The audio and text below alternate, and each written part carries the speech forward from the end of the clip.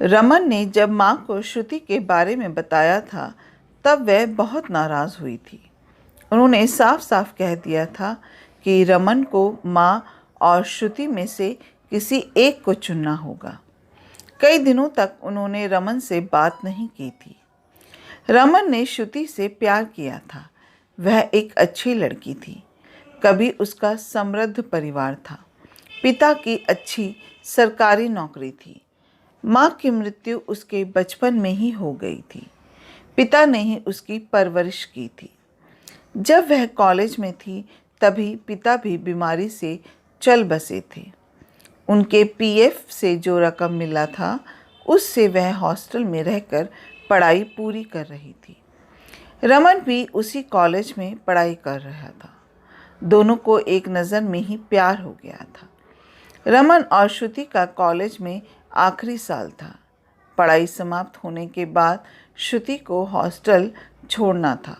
रमन और श्रुति ने प्लान किया था कि हॉस्टल छोड़ने से पहले दोनों शादी कर लेंगे। इस तरह श्रुति हॉस्टल छोड़ने के बाद रमन के घर पर आ जाएगी। माँ ने अपने रिश्ते में बेटे की शादी लगभग तय कर दी थी, इसलिए श्रुति को वह किसी भी तरह स्वीकार करने के लिए तैयार नहीं थी। रमन की भी मजबूरी थी। वह श्रुति को इस हालत में अकेला कैसे छोड़ सकता था। माँ के भारी विरोध के बाद भी रमन ने श्रुति से शादी कर ली। माँ को श्रुति एक आंख से भी नहीं भाती थी। उसके हर बात में नुक्स निकालना ज़रूरी था। बात बात में श्रुति के साथ लड़ाई करना, उसे दुत्कारना, पनौती कहना नहीं भूलती। रमन माँ को समझाने की कोशिश करता मगर वह मानने को तैयार नहीं होती। किसी भी बात की एक हद होती है। श्रुति भी रोज़ रोज़ की खिटखिट से तंग आ गई थी। किसी तरह एक साल बीत गया मगर माँ के स्वभाव में कोई फर्क नहीं आया। एक बार बात इतनी बढ़ गई कि माँ ने खुद पर केरोसिन तेल डालकर आग लगा लिया। किसी तरह श्रुति ने पास पड़ोस के लोगों को पुकार कर जान बचाई। उसके बाद भी माँ का श्रुति के प्रति नफरत में कमी नहीं आई। वह बार बार खुदकुशी की कोशिश करने से बाज नहीं आती। इसी तरह 1.5 वर्ष बीत गए। रमन और श्रुति दोनों हैरान परेशान हो गए। माँ दिन रात पास पड़ोस में जाकर श्रुति और रमन की शिकायत करती रहती। धीरे धीरे श्रुति पूरे मोहल्ले में बदनाम हो गई। पड़ोसी भी रमन को जोरू का गुलाम और माँ का दुश्मन मानने लगे। अंत में सभी पूरी तरह तंग आ गए। रमन ने माँ से समाधान पूछा तो उन्होंने साफ साफ कह दिया कि वह श्रुति को तलाक दे दे। रमन को यह हरगिज़ मंजूर नहीं था। इस पर माँ का रवैया और बुरा हो गया। पहले वह श्रुति से नफरत करती थी, अब बेटे को भी मानसिक रूप से प्रताड़ित करने लगी। इस सारी बातों का श्रुति पर बुरा प्रभाव पड़ने लगा। वह मानसिक और शारीरिक रूप से बीमार और चिड़चिड़ी रहने लगी। रमन और श्रुति का भी आपसी प्यार प्रभावित होने लगा। सास की प्रताड़ना से तंग आकर श्रुति और रमन ने गहरी मंत्रणा की।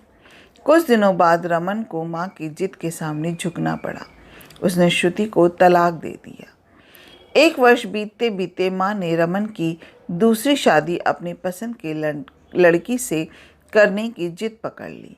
रमन ने बहुत विरोध किया तो माँ फिर से जान देने पर उतारू हो आई।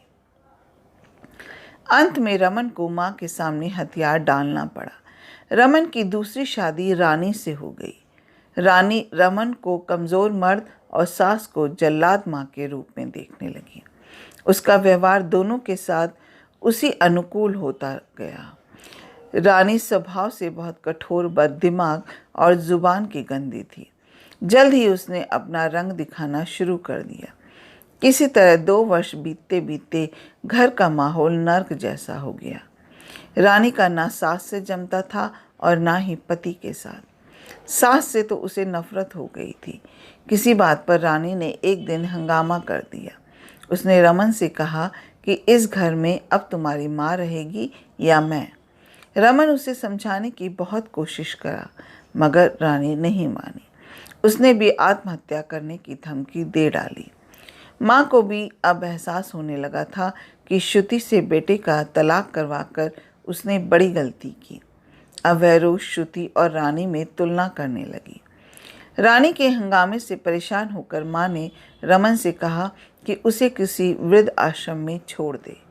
रमन ने पहले इनकार किया, मगर माँ ने उसे मजबूर कर दिया वृद्ध आश्रम ले जाने के लिए। रमन माँ को लेकर वृद्धाश्रम के लिए चल पड़ा। रानी जाते हुए सास को विदा करने दरवाजे तक भी नहीं आई और पति को धमकी दी कि लौटना तो अकेले ही आना। रमन टैक्सी से माँ को लेकर एक घर पर आकर कॉल बेल दबाया।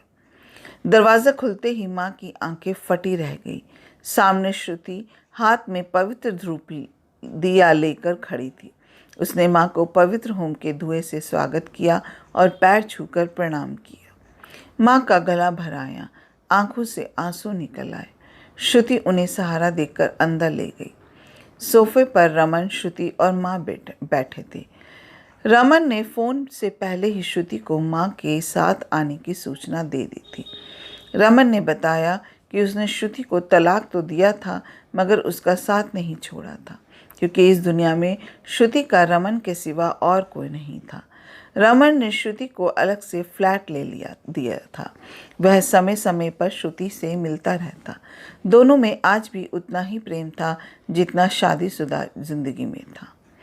माँ को अपनी गलती का एहसास हो गया। उसने श्रुति से माफ़ी भी मांगी।